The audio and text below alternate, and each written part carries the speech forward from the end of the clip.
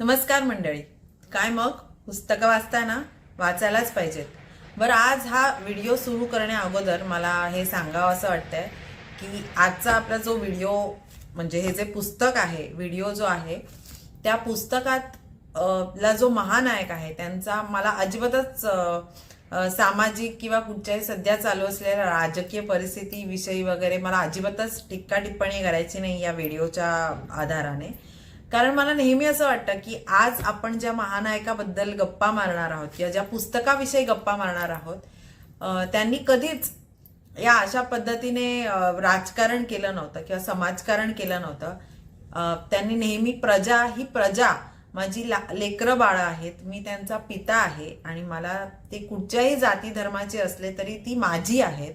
त्यामुळे त्यांचं पालन करणं, त्यांचं रक्षण करणं ही माझी पहिली जबाबदारी आहे. ह्या कर्तव्य बुद्धीने त्यांनी संपूर्ण त्यांचं राज्य शासन केलं होतं आणि कदाचित म्हणूनच आज 300-350 वर्षानंतर सुद्धा ते आपल्यासाठी तितकेच वंदनीय आहेत आणि आजही आपण त्यांना जाणता राजा असंच संबोधतो. बरोबर ओळखलं तुम्ही. आज आपण गप्पा मारणार आहोत ते म्हणजे राजा शिवछत्रपती बाबासाहेब पुरंदरे लिखित राजा शिवछत्रपती या पुस्तकाविषयी. तर सर्वप्रथम हे जे पुस्तक आहे त्याच्यात किंचकट मराठी आहे, थोडंसं कठीण वाटू शकतं ते मराठी, कारण अर्थातच हे ऐतिहासिक पुस्तक आहे. त्यामुळे त्या कथा ज्या आहेत किंवा त्यांच्या तोंडी असणारे जे संवाद आहेत त्याला ते वजन त्या प्राप्त होण्यासाठी त्या भाषेला ते एक जे वलय असतं एका विशिष्ट मराठीचं, त्यामुळे थोडं किचकट मराठी याच्यामध्ये वापरलेलं आहे. आणि ज्या बखरी चाळून बाबासाहेब पुरंदरेने हे पुस्तक लिहिलंय त्या बखरींमधली तितकी जड आणि किचकट भाषा त्यांनी जरी ह्याच्यात लिहिलेली नसली तरी सुद्धा एक तोंडओळख आपल्याला त्या राजेशाही मराठीची तोंडओळख नक्कीच या पुस्तकातून होते. किचकट मराठी वाटू शकतं पण मला वाटतं ह्या पुस्तकाला आणि त्यातल्या व्यक्तिरेखांना ते किचकट किंवा ते कठीण मराठीत थोडं न्याय देतं. त्यामुळे ह्या कथा वाचताना आपल्याला छान वाटतात. वीरश्री आपल्यातही येते आणि अभिमान अर्थातच प्रत्येक मावळ्याबद्दल, बाबासाहेब पुरंदरेंना जो प्रत्येक मावळ्याबद्दल वाटणारा अभिमान आहे, महाराजांबद्दल वाटणारं जे प्रेम आहे, जो भक्तिभाव आहे, त्याचा अनुभव आपण सुद्धा घेतो. एखादा कीर्तनकार ज्या भक्तिभावाने देवाचं कथा किंवा कीर्तन आपल्याला सांगतो त्याच्या पद्धतीने तो त्या देवाची पूजा आराधना करतो, त्याच भक्तिभावानं, त्याच तल्लीनतेनं बाबासाहेब पुरंदरे आपल्याला ही कथा सांगतात. म्हणजे ह्याची पुस्तकाची सुरुवातच दंडकारण्य आणि राम, लक्ष्मण आणि सीतेचं दंडकारण्यात आगमन झालेलं आहे आणि मग हळूहळू मनुष्य वस्ती तिथे वसली आहे. मग अल्लाउद्दीन खिलजीची स्वारी आलेली आहे. मग समाजकारण जे ढवळून निघालेले, अल्लाउद्दीन खिलजी आणि इतर शासक जे बाहेरून आलेले आहेत त्यांनी जे समाजकारण ढवळून निघालेलं आहे, 300-350 वर्षाची ती काळ रात्र, महाराजांचा जन्म, त्या अगोदर शहाजी राजांनी केलेली धडपड असेल,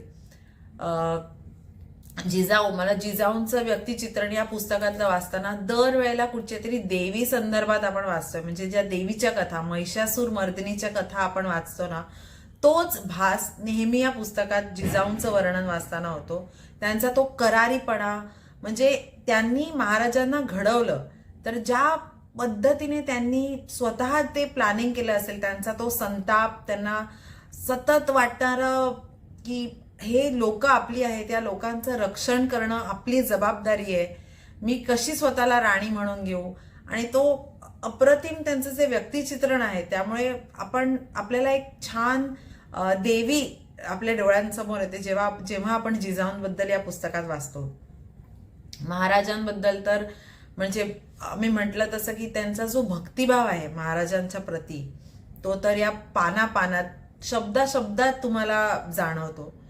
फक्त महाराजच नाही तर त्यांचे मावळे असतील, अगदी बाजीप्रभू देशपांडे, तानाजी मालुसरे किंवा तिथपासून जीवा महाला असेल, हे इतर अनेक मावळे, ज्या मावळ्यांची कदाचित ह्याच्यात नावही घेत नसतील, त्या मावळ्यांसंदर्भात, प्रत्येक मावळ्यासंदर्भात त्यांना जो भक्तिभाव आहे, जो जे प्रेम आहे, जो आदर आहे, तो संपूर्ण तुम्हाला या पुस्तकात जाणवतो. आणि सह्याद्री, मला वाटतं सह्याद्रीचं जे अप्रतिम वर्णन या पुस्तकात केलेलं आहे की सह्याद्री आणि त्या अनुषंगाने येणारा गनिमी कावा, म्हणजे महाराजांची आणि सह्याद्रीची मैत्री, आणि सह्याद्री हा एक माणूस असेल तर तो कशा पद्धतीने त्याचं माणसाचं त्या वर्णन आपण करू, आणि मग त्यांची आणि मावळ्यांची मैत्री, आणि इतकं सुंदर वर्णन केलेलं आहे ना की खऱ्या अर्थाने एक असा रांगडा धिप्पाड माणूस आपल्या डोळ्यासमोर उभा राहतो आणि तो महाराजांना मदत करण्याच्या हिशोबाने किंवा मदत करण्याच्या उद्देशाने आपण असं म्हणू की महाराजांना सांगतो की तुम्ही इथे या गडांमागे लपा. म्हणजे आपण हे पुस्तक वाचताना आपल्यासमोर चित्रफित चालू आहे ह्याचा अनुभव येतो. आणि अप्रतिम, म्हणजे बाबासाहेब पुरंदरेंचं हे पुस्तक वाचणं अजून एक मला गमतीशीर अनुभव हा आहे की हे पुस्तक अर्थातच जेव्हा आमच्या घरी आलं तेव्हा मला वाचताही येत नव्हतं, आणि त्या चित्रांवरनं, त्याच्यात इतकी सुंदर चित्र आहे त्या पुस्तकामध्ये. आणि मला वाटतं आता हे तर खूप जुनं पुस्तक आहे, सुधारित आवृत्तीत अजून छान चित्र आणि अजून छान वर्णन असेल. तर त्या चित्रांमध्ये तुम्हाला कथा कळते.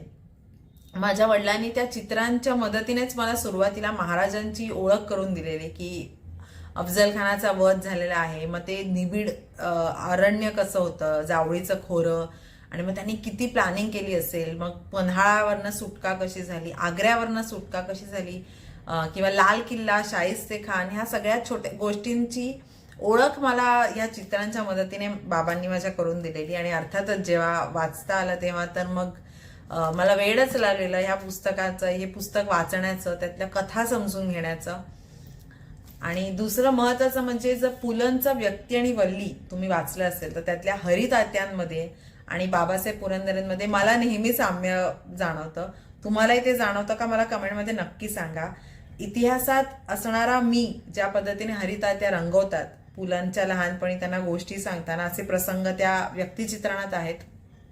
मला दरवेळेला बाबासाहेब पुरंदरे हे हरितात्यांच्याच जातकुळीतले, त्याच मुशीत तयार झालेले वाटतात. तेच प्रेम, तोच आदरभाव ह्या पुस्तकात तुम्हाला जाणवतो की जणू काही हरितात्या जसे पुलांना गोष्टी सांगायचे तसे हे आपल्याला गोष्टी सांगतायत. तर हे पुस्तक तुम्ही वाचलंय का? जर वाचलं नसेल तर नक्की वाचा. तुमच्या घरात लहान मुलं असतील, आपली पुढची पिढी आहे, त्यांना महाराजांचा इतिहास कळणं गरजेचंच आहे.